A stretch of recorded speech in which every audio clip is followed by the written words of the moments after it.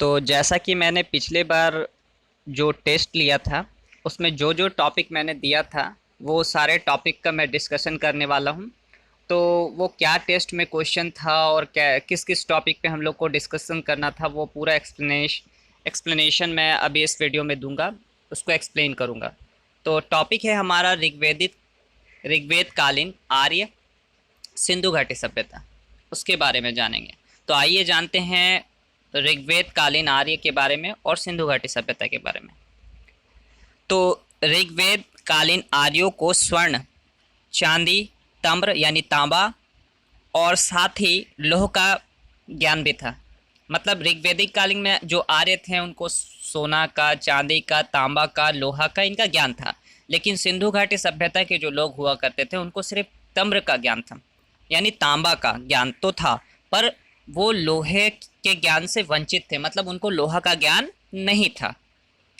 तो सिंधु घाटी सभ्यता में घोड़े के साक्ष्यों से के विषय में घोड़े के साक्ष्यों के विषय में विद्वानों का अलग अलग मतभेद है। तो ये था सिंधु घाटी सभ्यता और आर्य ऋग्वेदिक कालीन ऋग्वेद कालीन आर्यों के बारे में।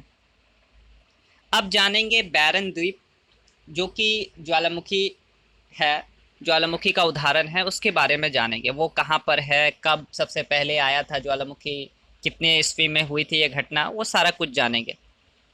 तो बैरन द्वीप एक सक्रिय ज्वालामुखी है जो भारतीय क्षेत्र में स्थित है। बैरन द्वीप ग्रेट निकोबार के उत्तर में स्थित है। ग्रेट निकोबार के उत्तर में स्थित है। बैरन द्वीप ज्वालामुखी में पिछली बार उद्गार यानी 1991 ईस्वी में हुआ था। तब से यहाँ 2 से 3 वर्षों पर उद्गार होता रहा है। अभी हाल में ही उद्गार फरवरी 2016 में हुआ था। यानी कहने का मतलब कुल मिलाकर यही बात है कि बैरन एक ज्वालामुखी है, सक्रिय एक्टिव ज्वालामुखी है। ठीक है, ये सबसे पहले 1991 ईस्वी में आया था। 2 से 3 बार ये उद्गार होते रहा, वर्षों पर यह उद्गार होता रहा। और अभी हाल फिलहाल में जो उद्गार हुआ था 2016 में। अब जानेंगे रासायनिक परिवर्तन, भौतिक परिवर्तन, परिभाषा, उदाहरण, सब कुछ जानेंगे।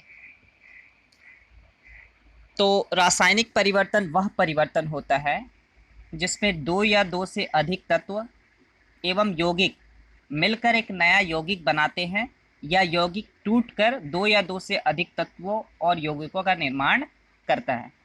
सामान्यतः रासायनिक परिवर्तन प्रतिवर्ती नहीं होते हैं और इन्हें सामान्य भौतिक प्रतिक्रियाओं द्वारा परिवर्तित नहीं किया जा सकता है।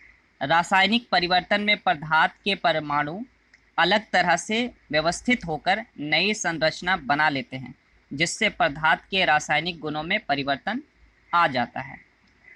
रासायनिक परिवर्तन के कुछ उदाहरण देखेंगे, जैसे लोहे पर जंग लगना, लकड़ी का जलना, अम्ल व क्षार मिलकर जल व लवण का बनना, दुग्ध का स्कंदन, धातु का वैद्युत लेपन, पटाखों का जलना, ये सब है। भौतिक परिवर्तन के अंतर्गत वे सभी परिवर्तन आते हैं जिनमें पदार्थ की रासायनिक प्रकृति में कोई परिवर्तन नहीं होता, अपितु पदार्थ की भौतिक अवस्था में परिवर्तन होता है। भौतिक परिवर्तन के उदाहरण बर्फ का पिघलना या जल का बर्फ में अथवा वाष्प में बदलना, सोडियम क्लोराइड का क्रिस्टलीकरण, शीशे का टूटना, बालू और जल का मिलना, ठोस सल्फर का द्रव्य सल्फर में बदलना। अब जानेंगे पादप और प्राणी कोशिकाओं के बीच क्या सामान्य अंतर है, उनके बारे में।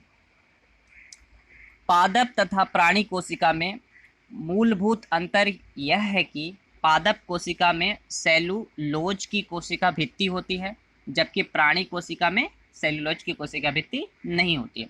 पादप कोशिका में एक बड़ी रसधानी, जबकि प्राणी कोशिका में छोटी छोटी अनेक रसधानियां होती हैं। पादप तथा प्राणी दोनों प्रकार की कोशिकाओं में प्लाज्मा झिल्ली होती है। तो ये था पादप और प्राणी कोशिका में कुछ अंतर।